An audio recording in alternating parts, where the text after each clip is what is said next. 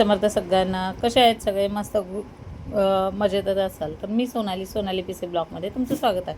तर तुम्ही बघू शकताय रामोडी मेट्रो स्टेशनला ही बघा एक्झिट करण्यासाठी, म्हणजे बाहेर जसं आपण मेट्रोतनं उतरल्यानंतर बाहेर पडण्यासाठी जी लाईन आहे, एवढी लाईन आहे की काही विचारू नका. म्हणजे आजकाल कुठं पण गर्दी झाली आहे. लोक म्हणतात मेट्रोच्या इथं वेळ जात नाही.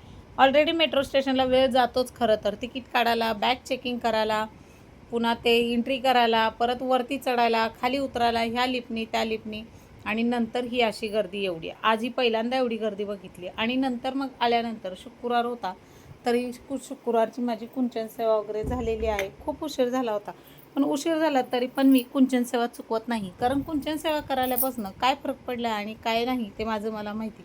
घरात सध्या दुखणे भाकणे कसलं काही नाही आहे. दवाखाना 1 रुपयाचा नाही आहे. खरंच खूप छान वाटतं कुंचन सेवा करायल्यापासून.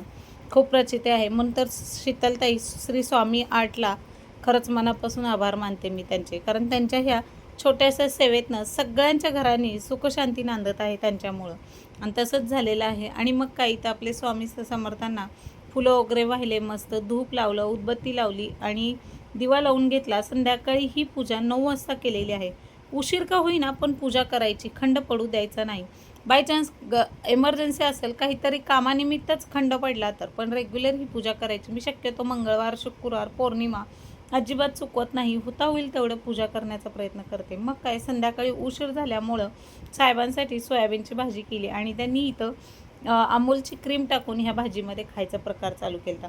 नॉनव्हेज तर खायचं, म्हणजे नॉनव्हेज खायची इच्छा झाली होती, पण आज शुक्रवार असल्यामुळं नाही खाऊ शकत. मंगळवार शुक्रवारी मी नॉनव्हेज, आणि इतर वेळेस तर उपवास चालू असतात, काहीतर प्रॉब्लेम असतं. मग नॉनव्हेजसारखी सेम अशी सोयाबीनची भाजी केली आणि मुलांसाठी पास्ता केला. पास्ता तर खूप दिवसातनं केला होता. ही पास्त्याची रेसिपी खूप साधी आणि सिंपल आहे, पण खूप छान झाला होता. आणि बाहेरून आणण्यापेक्षा घरात जेवढं बनवता तेवढं किती खावंसं आणि किती नाही होतं. आपल्या हातचं खायला आणि घरातल्यांना घालायला ते वेगळंच असतं. आणि मग त्या समाधानात, खरं तर ते समाधान खूप छान असतं आणि मला तेच आवडतं. आणि मी वेळात वेळ काढून घरच्यांसाठी करण्याचा प्रयत्नच करते.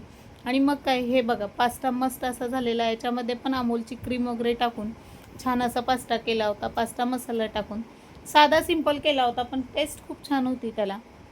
वेळ कमी होता आणि म्हणलं दुसऱ्या दिवशी उद्याच्याला आहे एकादशी, तर मग आता जास्त स्वयंपाक करून कोण खाणार आहे. मग ते फ्रीजमध्ये ठेवायचं आणि परत तेच खात बसायचं. त्यापेक्षा म्हटलं चला आज पास्ता करूया. मुलांची पण इच्छा होती खूप दिवसातनं काहीतरी वेगळं कर मम्मा. मग काय, मुलांनी सांगितलं आणि आपण नाही केलं असं कसं व्हायचं. मग ती आई कसली. आणि साहेबांनी सांगितलं आणि बायकोनी न करायचं हे काय. साहेबांनी मला गुरुवारीच सांगितलं होतं की सोयाबीनची भाजी करायची, पण गुरुवारी काही जमली नाही. ऑलरेडी मी स्वयंपाक केला होता गुरुवारी, म्हणून आज हे साहेबांसाठी सोयाबीनची भाजी स्पेशल बनवली आणि ही पास्त्याची रेसिपी. पास्ता इतका टेस्टी झाला होता, खूप छान असा मोकळाफट झाला होता. तर तुम्हाला ही रेसिपी बघायची असेल तर नक्कीच पुढच्या व्हिडिओमध्ये तुम्हाला रेसिपी टाकीन. आणि व्हिडिओ कसा वाटला कमेंटमध्ये सांगा. लाईक करा, शेअर करा आणि सबस्क्राईब करा आपल्या चॅनलला. आणि बेल आयकॉनचं बटन दाबायला विसरू नका. आणि व्हिडिओ कमेंटमध्ये नक्कीच सांगा की ही रेसिपी, आता रेसिपीचे चॅनल रेसिपी कमीच येते आहे, कारण जेवढे होता होईल तेवढे ब्लॉग टाकते. कारण कामावरून सकाळी जायला गडबड असते, यायला उशीर होतं, मग स्वयंपाक करायचं, रेसिपी दाखवायची की व्हिडिओ हे करायचं. त्यामुळं जेवढं होता होईल तेवढं असा व्हिडिओ टाकत असते. तर भेटू पुढच्या व्हिडिओमध्ये. श्री स्वामी समर्थ सगळ्यांना.